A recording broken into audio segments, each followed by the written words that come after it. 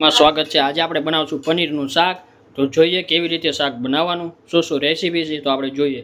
આ છે પનીર, પછી ડુંગળી, કેપ્સિકમ, દહીંની અંદર આટલું નાખેલું છે, અને મસાલા મીઠું, અને આવા આપણે ગરમ કરવા કરશું આમાં।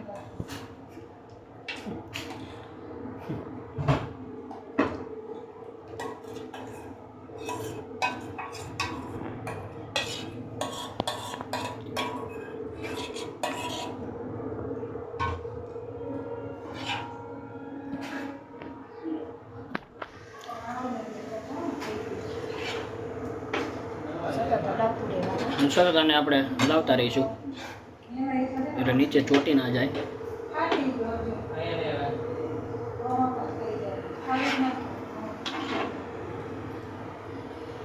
હવે આપણે ગ્રેવી બનાવવાની તૈયારી કરશું। આ છે તેલ,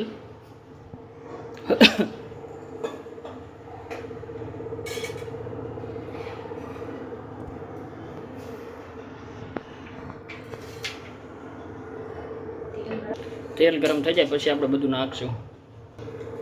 આ ડુંગળી નાખશું,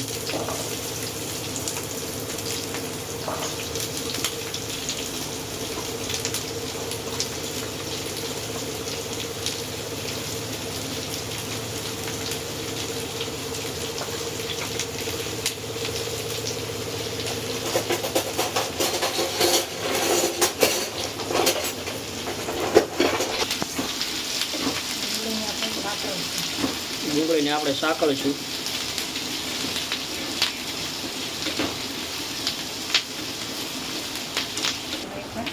હવે આમાં આપણે ટમેટા નાખશું, થોડી વાર હલાવશું।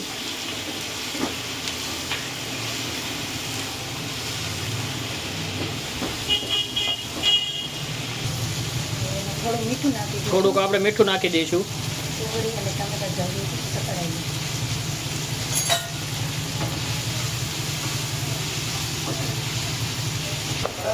હવે આપણે એને જરૂર પ્રમાણે મસાલા નાખશું। એક ચમચી હળદર, 1 ચમચી ધાણા જીરું, થોડોક ગરમ મસાલો નાખશું, પછી લાલ મરચું પાવડર નાખશું,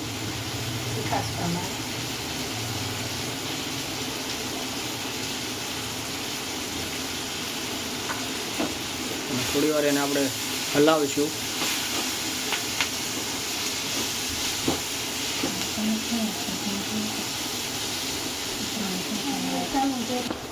હવે આપણે આને ઠરી જાય એટલે પછી એને મિક્સરમાં આપણે ક્રશ કરી નાખશું, એટલે ગ્રેવી આપણી તૈયાર થઈ જશે। આપણે થોડુંક તેલ નાખશું, આપણે લાલ મરચાં નાખશું,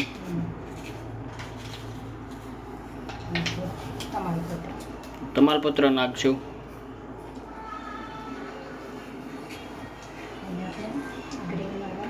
જે આપણે ગ્રેવી કરી હતી એનો ગ્રેવીનો વઘાર કરશું। તો આપણે હવે આ ગ્રેવી નાખી દઈશું।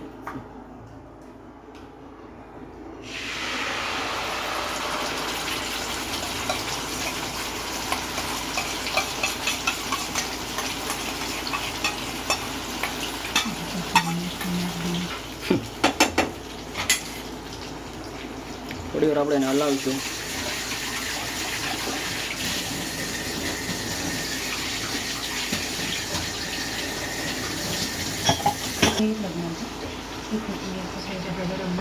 આપણે થોડો ગરમ મસાલો નાખશું, અને આ પંજાબી મસાલો નાખશું।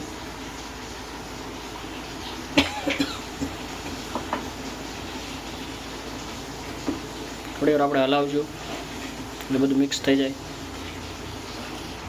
ગ્રેવી આપણી તૈયાર થઈ ગઈ છે। હવે આપણે પનીરની નાખશું। પનીરને આ કેપ્સિકમ ને ડુંગળી ને જે આપણે બનાવ્યું હતું એ આપણે અત્યારે નાખશું। હવે આપણે એને મિક્સ કરી લઈશું।